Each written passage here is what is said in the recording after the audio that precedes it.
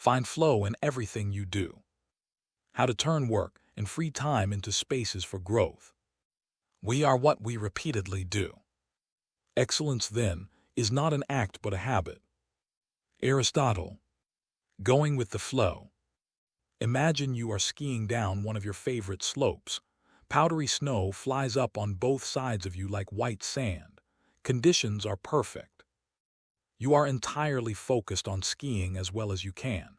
You know exactly how to move at each moment. There is no future, no past. There is only the present. You feel the snow, your skis, your body, and your consciousness united as a single entity. You are completely immersed in the experience, not thinking about or distracted by anything else. Your ego dissolves and you become part of what you are doing. This is the kind of experience Bruce Lee described with his famous, "Be water, my friend."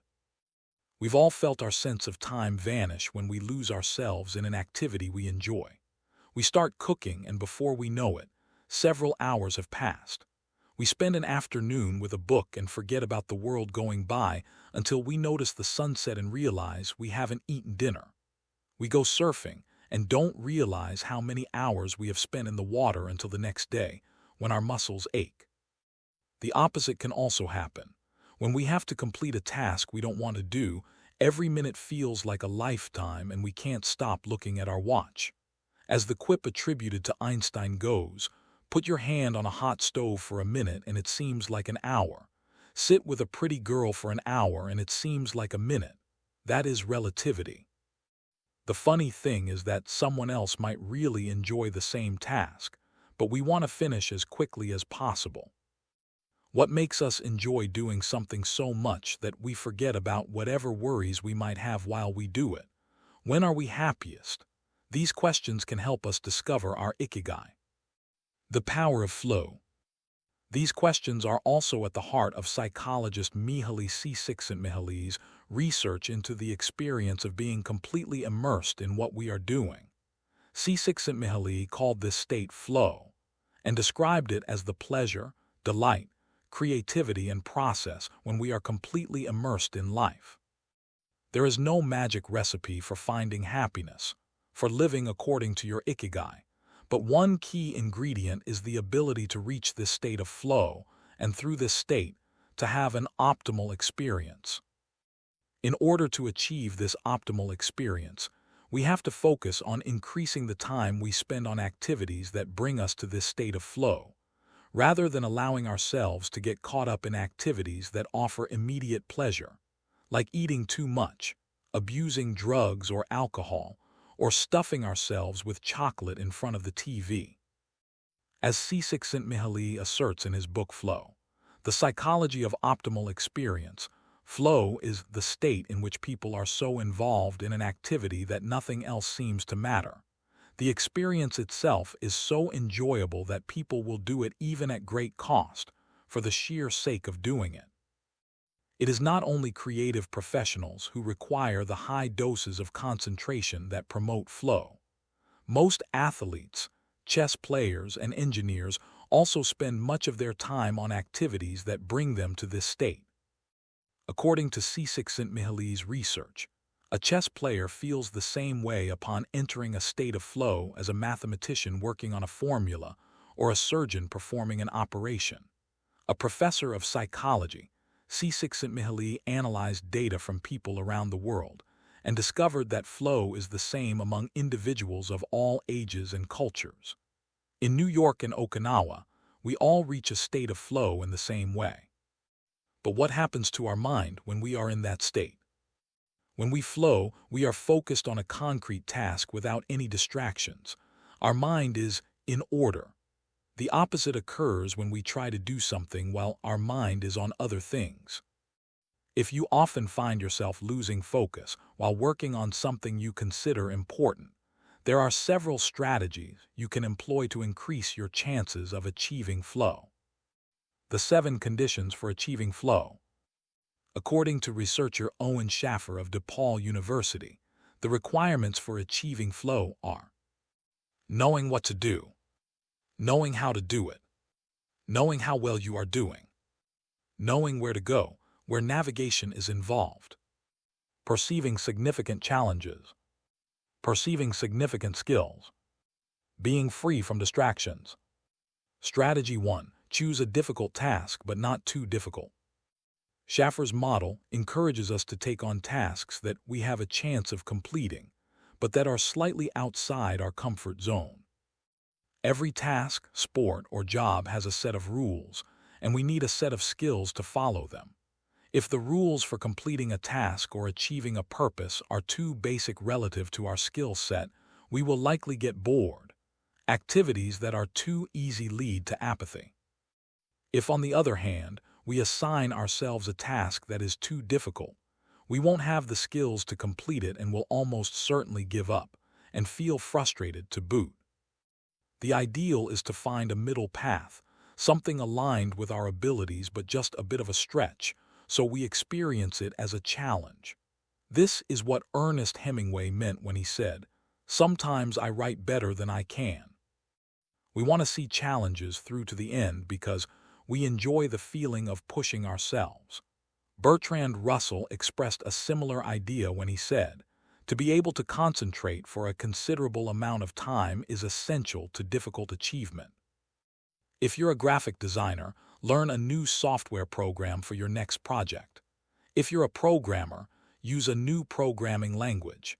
If you're a dancer, try to incorporate into your next routine a movement that has seemed impossible for years.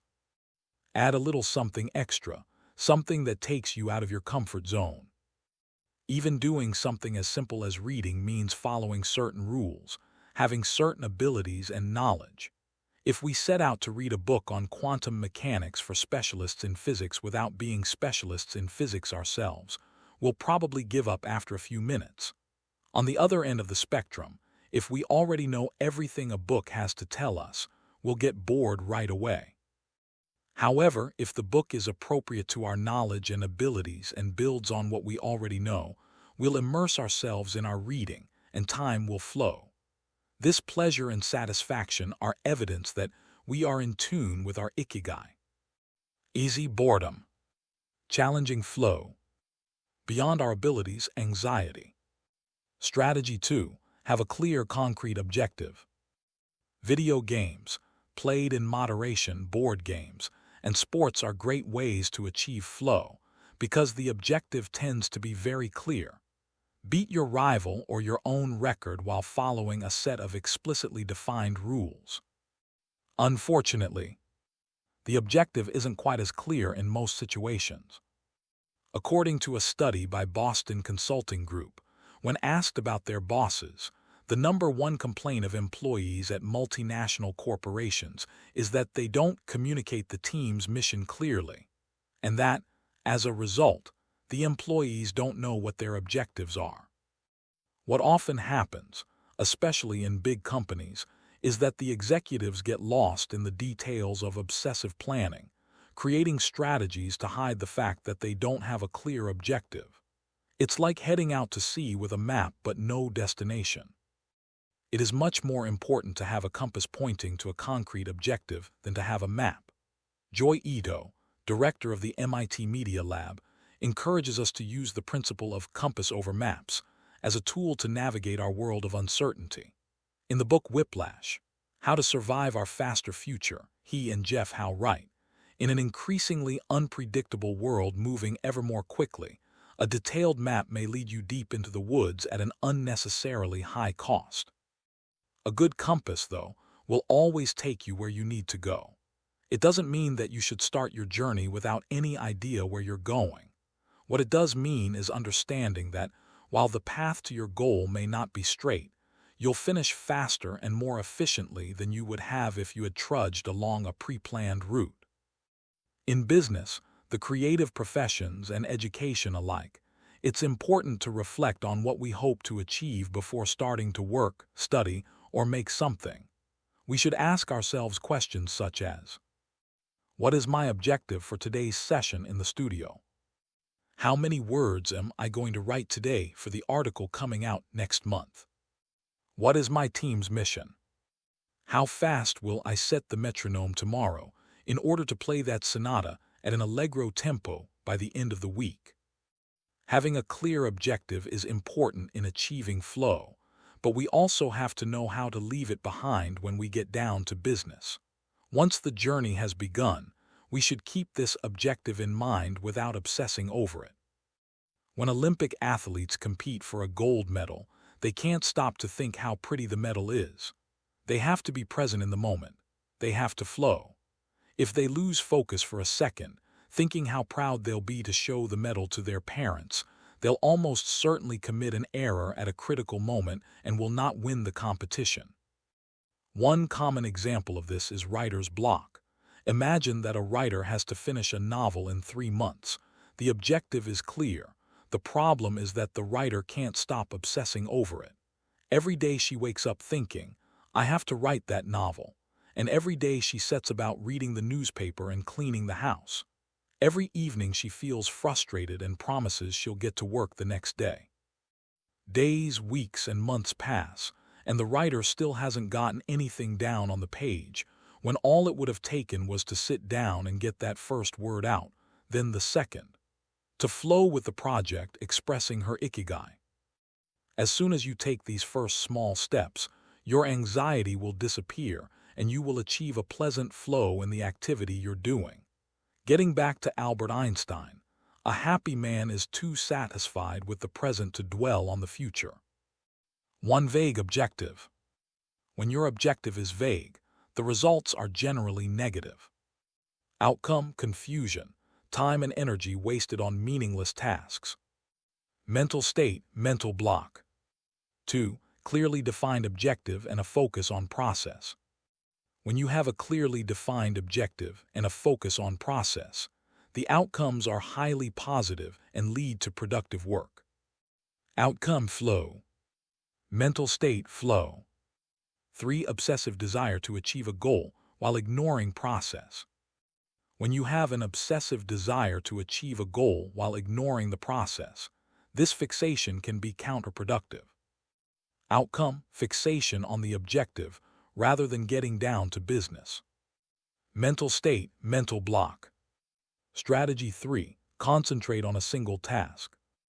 This is perhaps one of the greatest obstacles we face today, with so much technology and so many distractions. We're listening to a video on YouTube while writing an email, when suddenly a chat prompt pops up and we answer it.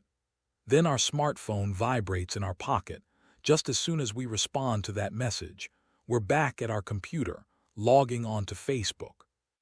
Pretty soon 30 minutes have passed, and we've forgotten what the email we were writing was supposed to be about. This also happens sometimes when we put on a movie with dinner and don't realize how delicious the salmon was until we're taking the last bite.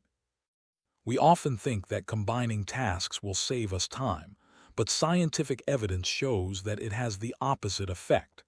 Even those who claim to be good at multitasking are not very productive. In fact, they are some of the least productive people. Our brains can take in millions of bits of information, but can only actually process a few dozen per second. When we say we're multitasking, what we're really doing is switching back and forth between tasks very quickly. Unfortunately, we're not computers adept at parallel processing. We end up spending all our energy alternating between tasks, instead of focusing on doing one of them well. Concentrating on one thing at a time may be the single most important factor in achieving flow. According to Csikszentmihalyi, in order to focus on a task we need to be in a distraction-free environment, to have control over what we are doing at every moment. Technology is great if we're in control of it. It's not so great if it takes control of us. For example, if you have to write a research paper, you might sit down at your computer and use Google to look up the information you need. However, if you're not very disciplined, you might end up surfing the web instead of writing that paper. In that case, Google and the internet will have taken over, pulling you out of your state of flow. It has been scientifically shown that if we continually ask our brains to switch back and forth between tasks, we waste time, make more mistakes, and remember less of what we've done. Several studies conducted at Stanford University by Clifford Ivar Nass describe our generation as suffering from an epidemic of multitasking. One such study analyzed the behavior of hundreds of students, dividing them into groups based on the number of things they tended to do at once. The students who were the most addicted to multitasking typically alternated among more than 4 tasks. For example, taking notes while reading a textbook, listening to a podcast, answering messages on their smartphone, and sometimes checking their Twitter timeline. Each group of students was shown a screen with several red and several blue arrows. The objective of the exercise was to count the red arrows. At first, all the students answered correctly right away without much trouble.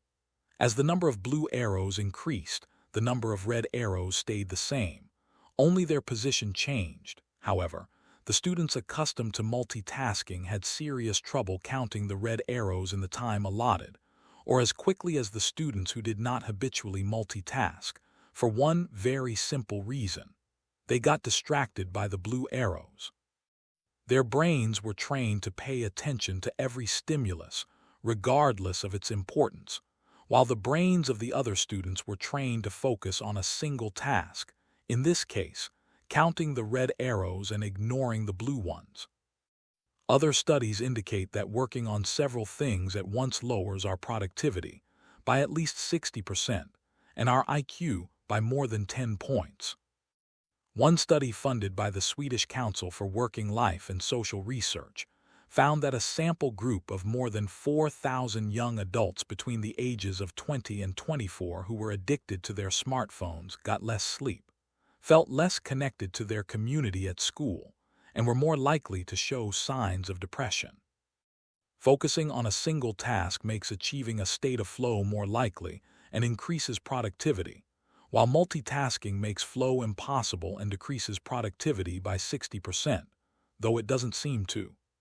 Furthermore, single tasking increases our power of retention and makes us less likely to make mistakes, whereas multitasking makes it harder to remember things and makes us more likely to make mistakes.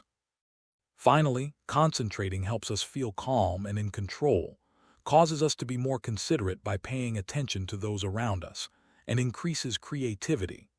Multitasking, however, makes us feel stressed by the sensation that our tasks are controlling us, causes us to hurt those around us through our addiction to stimuli, such as constantly checking our phones or social media, and reduces creativity. What can we do to avoid falling victim to this flow-emptying epidemic? How can we train our brains to focus on a single task? Here are a few ideas for creating a space and time free of distractions to increase our chances of reaching a state of flow and thereby getting in touch with our Ikigai. Don't look at any kind of screen for the first hour you're awake and the last hour before you go to sleep. Turn off your phone before you achieve flow. There is nothing more important than the task you have chosen to do during this time. If this seems too extreme, enable the Do Not Disturb function so only the people closest to you can contact you in case of emergency. Designate one day of the week, perhaps a Saturday or Sunday, a day of technological fasting, making exceptions only for e-readers without Wi-Fi or MP3 players. Go to a cafe that doesn't have Wi-Fi. Read and respond to email only once or twice per day. Define those times clearly and stick to them. Try the Pomodoro technique. Get yourself a kitchen timer, some are made to look like a pomodoro or tomato, and commit to working on a single task as long as it's running. The Pomodoro technique recommends 25 minutes of work and 5 minutes of rest for each cycle, but you can also do 50 minutes of work and 10 minutes of rest. Find the pace that's best for you. The most important thing is to be disciplined in completing each cycle. Start your work session with a ritual you enjoy and end it with a reward. Train your mind to return to the present when you find yourself getting distracted. Practice mindfulness or another form of meditation. Go for a walk or a swim, whatever will help you get centered again. Work in a space where you will not be distracted. If you can't do this at home, go to a library, a cafe, or, if your task involves playing the saxophone, a music studio. If you find that your surroundings continue to distract you, keep looking until you find the right place. Divide each activity into groups of related tasks and assign each group its own place and time. For example, if you're writing a magazine article, you could do research and take notes at home in the morning, write in the library in the afternoon, and edit on the couch at night. Bundle routine tasks, such as sending out invoices, making phone calls, and so on, and do them all at once. A focused mind is an advantage of flow, while a wandering mind is a disadvantage of distraction. In flow, we are living in the present, but distraction leads to thinking about the past and the future. When in flow, we are free from worry, but distraction means concerns about our daily life, and the people around us invade our thoughts. For those in flow, the hours fly by, but in a state of distraction, every minute seems endless. In flow, we feel in control, but distraction causes us to lose control and fail to complete the task at hand, or allows other tasks or people to keep us from our work. Flow ensures we prepare thoroughly, while distraction causes us to act without being prepared. With flow, we know what we should be doing at any given moment, but distraction means we frequently get stuck and don't know how to proceed. In flow, our mind is clear and overcomes all obstacles to the flow of thought, but distraction leaves us plagued by doubts, concerns, and low self-esteem. Flow is pleasant, but distraction is boring and exhausting. Finally, in flow, our ego fades as the task leads us, but a disadvantage of distraction is constant self-criticism, where our ego is present and we feel frustrated. Flow in Japan. Takumis, engineers, geniuses, and otakus. What do takumis, artisans, engineers, inventors, and otakus, fans of anime and manga, have in common? They all understand the importance of flowing with their ikigai at all times. One widespread stereotype about people in Japan is that they're exceptionally dedicated and hardworking, even though some Japanese people say they look like they're working harder than they really are. There is no doubt, though, about their ability to be completely absorbed in a task, or about their perseverance when there is a problem to be solved. One of the first words one learns when starting Japanese lessons is ganbaru, which means to persevere, or to stay firm by doing one's best. Japanese people often apply themselves to even the most basic tasks with an intensity that borders on obsession. We see this in all kinds of contexts, from the retirees taking meticulous care of their rice fields in the mountains of Nagano, to the college students working the weekend shift in convenience stores known as konbinis. If you go to Japan, you'll experience this attention to detail firsthand in almost every transaction. Walk into one of the stores that sell handcrafted objects in Naha, Kanazawa, or Kyoto, and you'll also discover that Japan is a treasure trove of traditional craftwork. The people of Japan have a unique talent for creating new technologies while preserving artisanal traditions and techniques. The art of the takumi. Toyota employs artisans who are able to make a certain type of screw by hand. These takumi, or experts in a particular manual skill, are extremely important to Toyota, and they are hard to replace. Some of them are the only people who know how to perform their exact skill, and it doesn't seem as though a new generation is going to take up the mantle. Turntable needles are another example. They're produced almost exclusively in Japan, where you can find the last remaining people who know how to use the machinery required to make these precision needles, and who are trying to pass on their knowledge to their descendants. We met a takumi on a visit to Kumano, a small town near Hiroshima. We were there for the day, working on a photo essay for one of the most famous brands of makeup brushes in the West. The billboard welcoming visitors to Kumano shows a mascot holding a large brush. In addition to the brush factories, the town is full of little houses and vegetable gardens. Heading farther in, you can see several Shinto shrines at the base of the mountains that surround the town. We spent hours taking photos in factories full of people in orderly rows, each doing a single task, such as painting the handles of the brushes or loading boxes of them onto trucks. before we realized we still hadn't seen anyone actually putting bristles into the brush heads. After we asked about this and got the runaround several times, the president of one company agreed to show us how it was done. He led us out of the building and asked us to get into his car. After a 5-minute drive, we parked next to another, smaller structure and climbed the stairs. He opened a door, and we walked into a small room filled with windows that let in lovely natural light. In the middle of the room was a woman wearing a mask. You could see only her eyes. She was so focused on choosing individual bristles for the brushes, gracefully moving her hands and fingers, using scissors and combs to sort the bristles, that she didn't even notice our presence.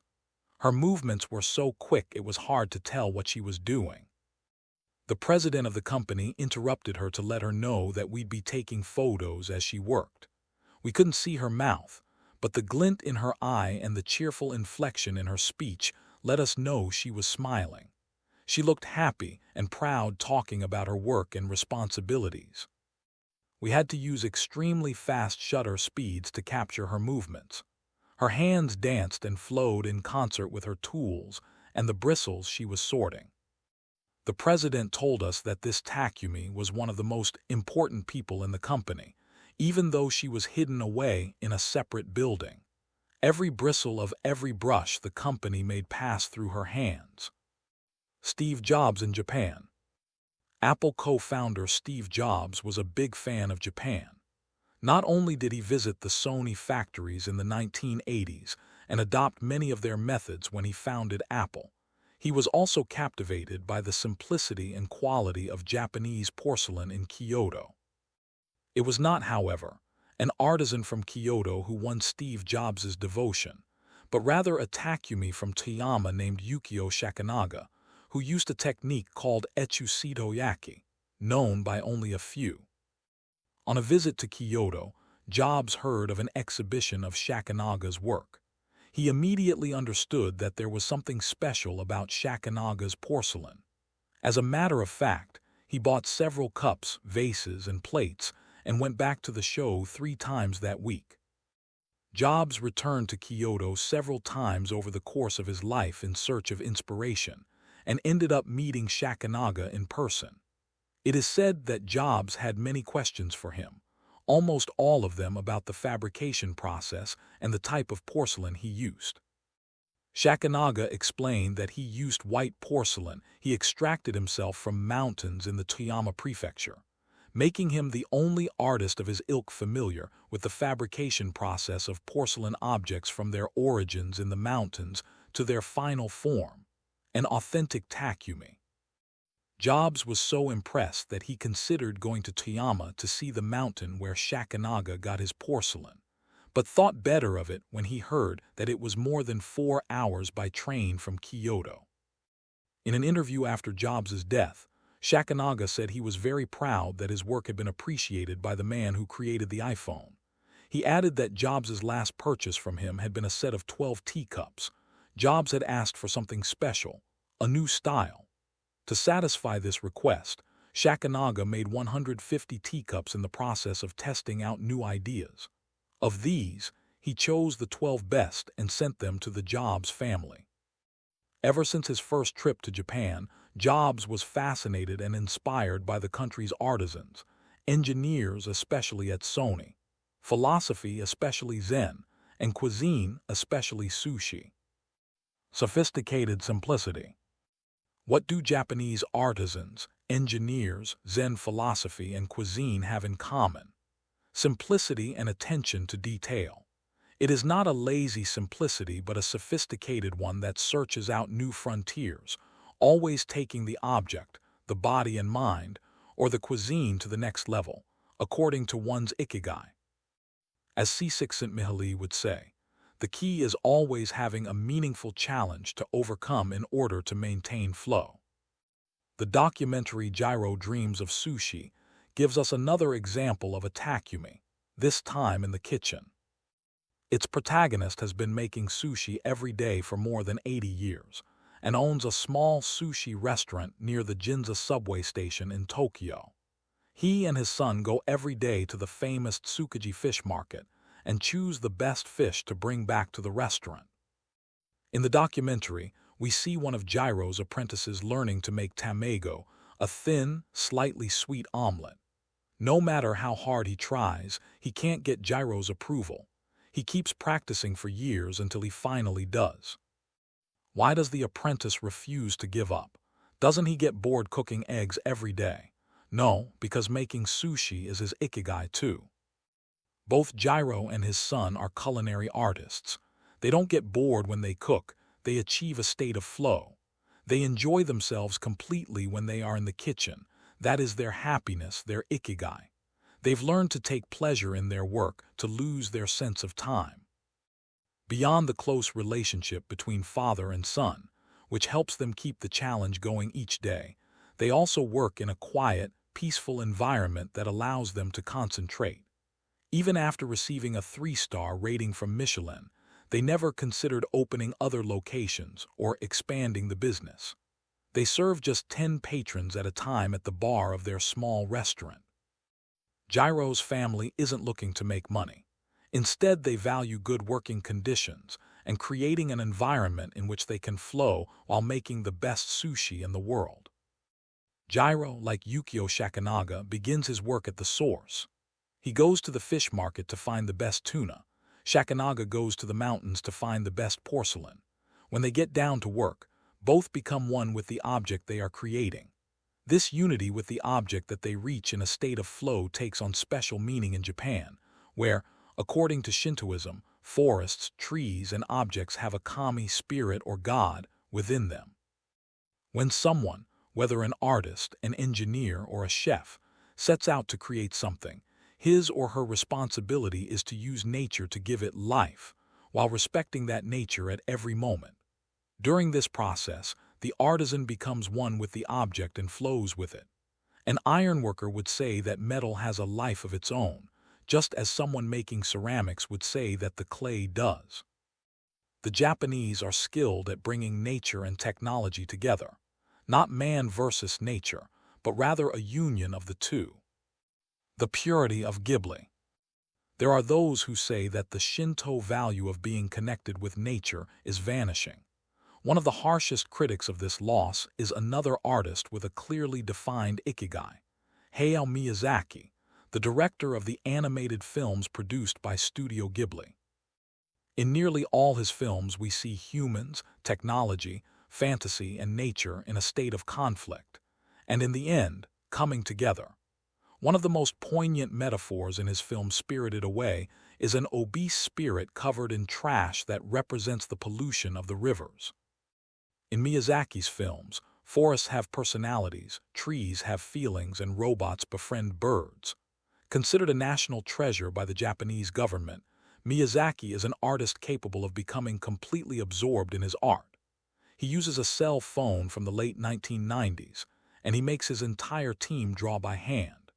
He directs his films by rendering on paper even the tiniest detail, achieving flow by drawing, not by using a computer. Thanks to this obsession on the director's part, Studio Ghibli is one of the only studios in the world where almost the entire production process is carried out using traditional techniques. Those who have visited Studio Ghibli know that it is fairly typical on a given Sunday to see a solitary individual tucked away in a corner, hard at work, a man in simple clothes who will greet them with an ohio, hello, without looking up. Miyazaki is so passionate about his work that he spends many Sundays in the studio, enjoying the state of flow, putting his ikigai above all else. Visitors know that under no circumstances is one to bother Miyazaki, who is known for his quick temper, especially if he is interrupted while drawing. In 2013, Miyazaki announced he was going to retire. To commemorate his retirement, the television station NHK made a documentary showing him in his last days at work. He is drawing in nearly every scene of the film. In one scene, several of his colleagues are seen coming out of a meeting, and there he is, drawing in a corner, paying no attention to them. In another scene, he is shown walking to work on December 30, a national holiday in Japan. and opening the doors of Studio Ghibli so he can spend the day there, drawing alone. Miyazaki can't stop drawing. The day after his retirement, instead of going on vacation or staying at home, he went to Studio Ghibli and sat down to draw. His colleagues put on their best poker faces, not knowing what to say. 1 year later, he announced he wouldn't make any more feature films but that he would keep on drawing until the day he died. Can someone really retire if he is passionate about what he does? The recluses. It is not only the Japanese who have this capacity. There are artists and scientists all over the world with strong, clear ikigais. They do what they love until their dying day. The last thing Einstein wrote before closing his eyes forever was a formula that attempted to unite all the forces of the universe in a single theory. When he died, he was still doing what he loved. If he hadn't been a physicist, he said, he would have been happy as a musician. When he wasn't focused on physics or mathematics, he enjoyed playing the violin. Reaching a state of flow while working on his formulas or playing music, his two ikigais, brought him endless pleasure. Many such artists might seem misanthropic or reclusive, but what they are really doing is protecting the time that brings them happiness, sometimes at the expense of other aspects of their lives.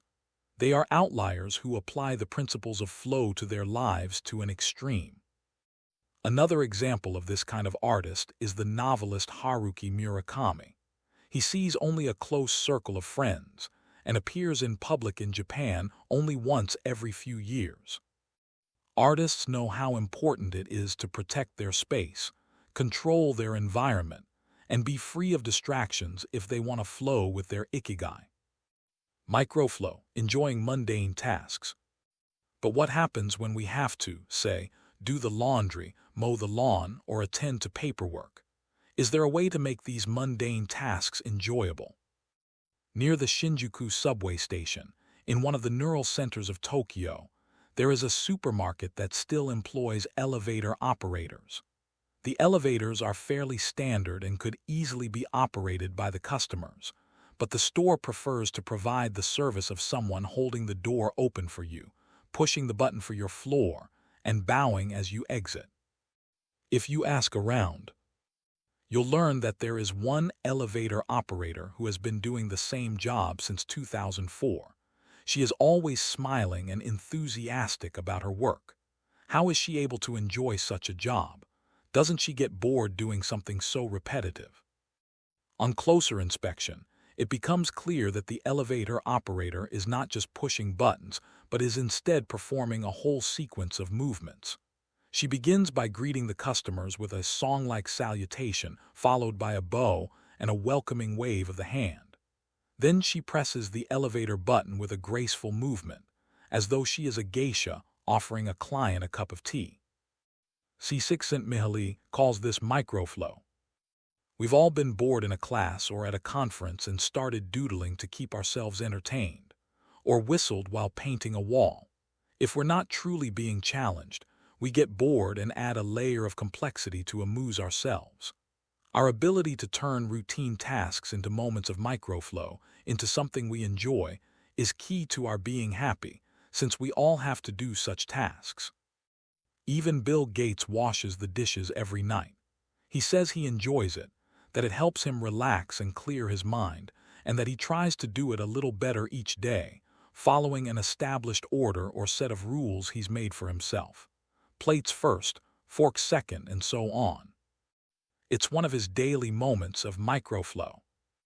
Richard Feynman, one of the most important physicists of all time, also took pleasure in routine tasks. W. Daniel Hillies, one of the founders of the supercomputer manufacturer Thinking Machines, hired Feynman to work on the development of a computer that could handle parallel processing when he was already world famous. He says Feynman showed up on his first day of work and said, "Okay, boss, what's my assignment?" They didn't have anything prepared, so they asked him to work on a certain mathematical problem. He immediately realized they were giving him an irrelevant task to keep him busy and said, "That sounds like a bunch of baloney. Give me something real to do." So they sent him to a nearby shop to buy office supplies, and he completed his assignment with a smile on his face. When he didn't have something important to do or needed to rest his mind, Feynman dedicated himself to microflowing, say, painting the office walls. Weeks later, after visiting the Thinking Machine's offices, a group of investors declared, "You have a Nobel laureate in their painting walls and soldering circuits." Instant vacations, getting there through meditation. Training the mind can get us to a place of flow more quickly. Meditation is one way to exercise our mental muscles. There are many types of meditation, but they all have the same objective: calming the mind, observing our thoughts and emotions, and centering our focus on a single object. The basic practice involves sitting with a straight back and focusing on your breath. Anyone can do it, and you feel a difference after just one session. By fixing your attention on the air moving in and out of your nose, you can slow the torrent of thoughts and clear your mental horizons. The Archer's Secret. The winner of the 1988 Olympic gold medal for archery was a 17-year-old woman from South Korea. When asked how she prepared, she replied that the most important part of her training was meditating for 2 hours each day. If we want to get better at reaching a state of flow, meditation is an excellent antidote to our smartphones and their notifications constantly clamoring for our attention. One of the most common mistakes among people starting to meditate is worrying about doing it right, achieving absolute mental silence, or reaching nirvana. The most important thing is to focus on the journey. Since the mind is a constant swirl of thoughts, ideas, and emotions, slowing down the centrifuge, even for just a few seconds, can help us feel more rested and leave us with a sense of clarity. In fact, one of the things we learn in the practice of meditation is not to worry about anything that flits across our mental screen. The idea of killing our boss might flash into our mind, but we simply label it as a thought and let it pass like a cloud, without judging or rejecting it. It is only a thought, one of the 60,000 we have every day, according to some experts. Meditation generates alpha and theta brain waves. For those experienced in meditation, these waves appear right away, while it might take a half hour for a beginner to experience them. These relaxing brain waves are the ones that are activated right before we fall asleep, as we lie in the sun, or right after taking a hot bath. We all carry a spa with us everywhere we go. It's just a matter of knowing how to get in, something anyone can do with a bit of practice. Humans as ritualistic beings. Life is inherently ritualistic. We could argue that humans naturally follow rituals that keep us busy. In some modern cultures, we have been forced out of our ritualistic lives to pursue goal after goal in order to be seen as successful. But throughout history, humans have always been busy. We were hunting, cooking, farming, exploring, and raising families, activities that were structured as rituals to keep us busy throughout our days. But in an unusual way, rituals still permeate daily life and business practices in modern Japan. The main religions in Japan, Confucianism, Buddhism, and Shintoism, are all ones in which the rituals are more important than absolute rules. When doing business in Japan, process, manners, and how you work on something is more important than the final results. Whether this is good or bad for the economy is beyond the scope of this book.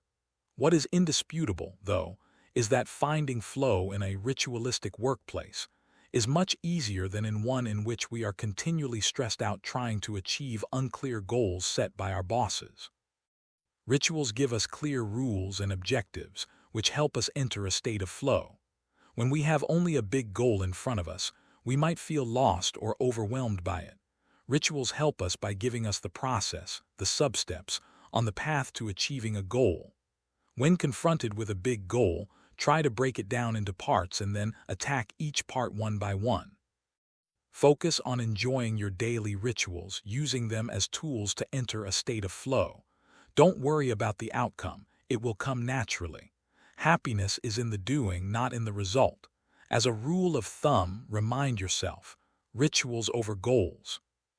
The happiest people are not the ones who achieve the most.